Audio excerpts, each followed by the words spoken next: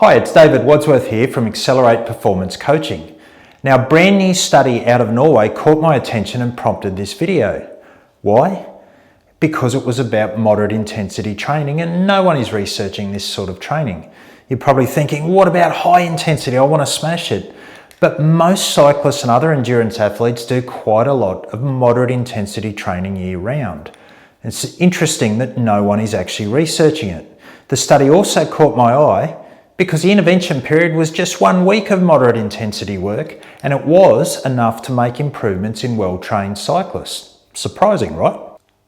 Firstly, what exactly is moderate intensity training? Moderate intensity training is that zone between the first and second lactate turn points. If you want to look at some typical metrics, it's the intensity that corresponds approximately to 82 to 87% of your maximum heart rate, around 2.5 to 4 millimoles of blood lactate concentration, or around 76 to 93% of your critical power on the bike.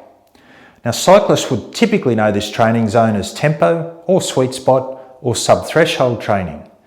It's somewhat controversial in some circles for endurance athletes, yet moderate intensity training should at least be part of the conversation you have with your coach as to what type of training and how much might be appropriate for you in your individual program.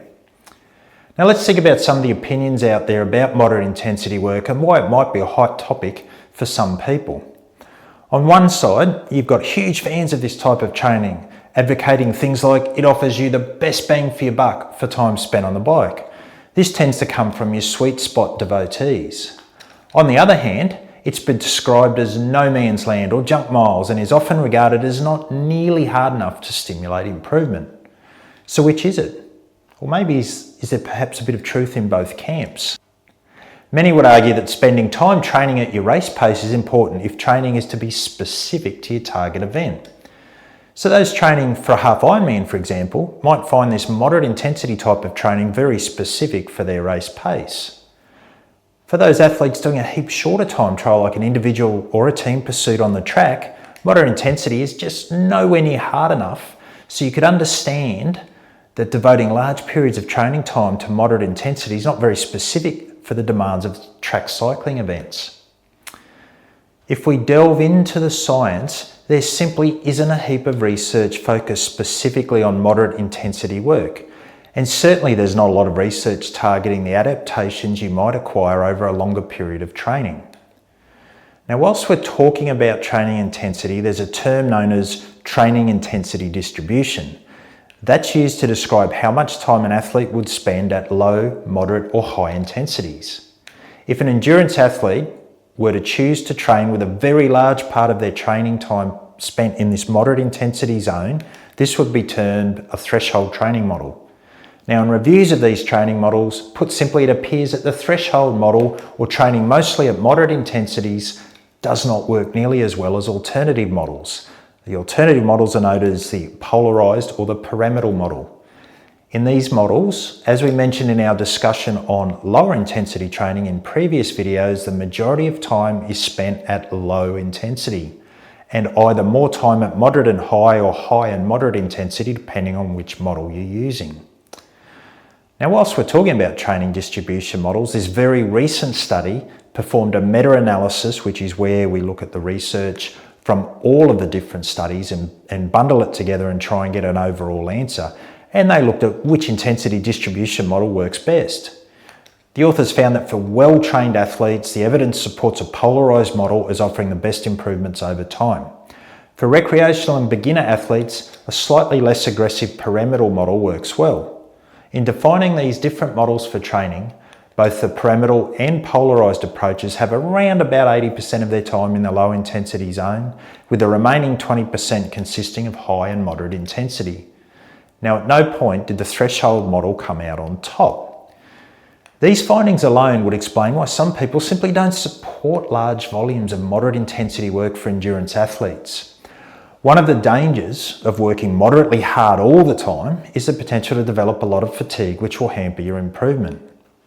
Those that do advocate for moderate intensity work consider sweet spot or sub-threshold training to be the optimal balance between increasing the training load to stimulate improvements in things like threshold power and time to exhaustion, whilst not causing so much fatigue as work at or above threshold does. Now, there's certainly been plenty of athletes who have made excellent gains this way, but not every athlete responds positively. With this in mind, let's circle back to the study I mentioned from Norway that's just been published. Now, what did they do? They took a group of well-trained competitive cyclists and looked at moderate intensity training in a totally different way to the overall models like the polarised, pyramidal and threshold models we just mentioned.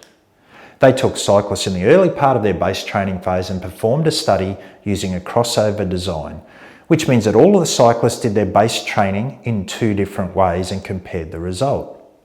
They did this in a randomised order. So some would do their regular base training first for 2 weeks, and then some did a moderate intensity block over 2 weeks and swapped. And the others did it in reverse order.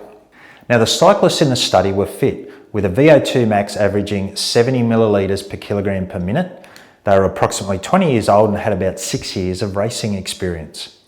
The comparison was made between 2 weeks of regular base training and 1 week of moderate intensity training followed by a recovery week to see if any performance indicators improved.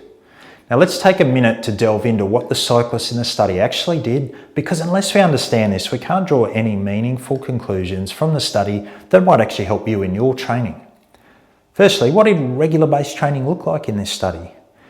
It was a fairly typical sort of thing where regular base training riders did low intensity training and were encouraged to ride up to 3 to 4 hours at a time and include either 2 moderate or 1 moderate and 1 high intensity session each week.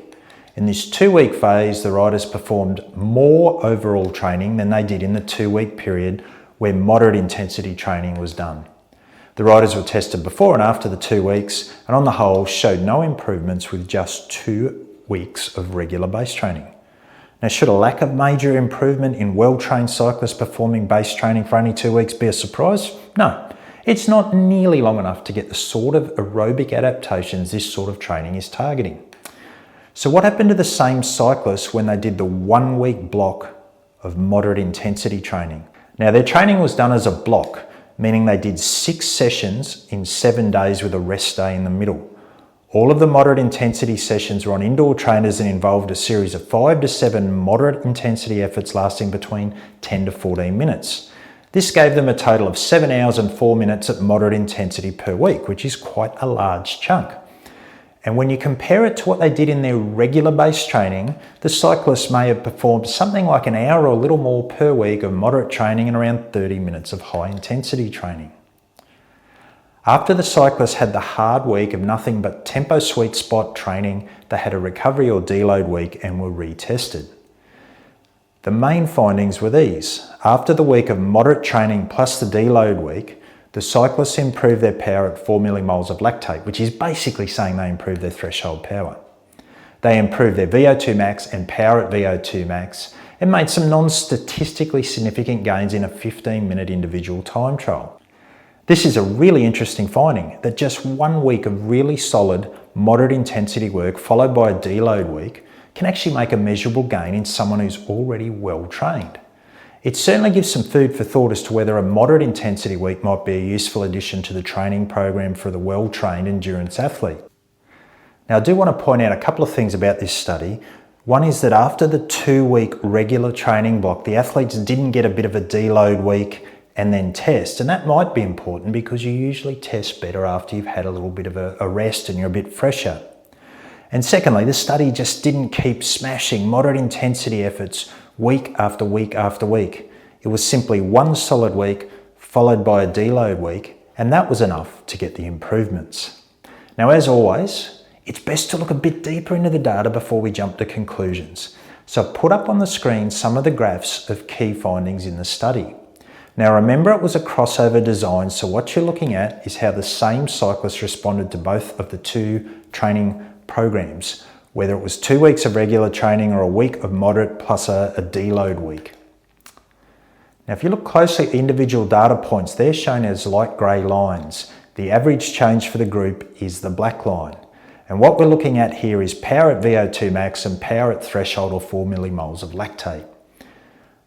What's interesting is you'll notice that some individuals get markedly better and some actually got markedly worse. Now, I've highlighted a couple of examples on the graph.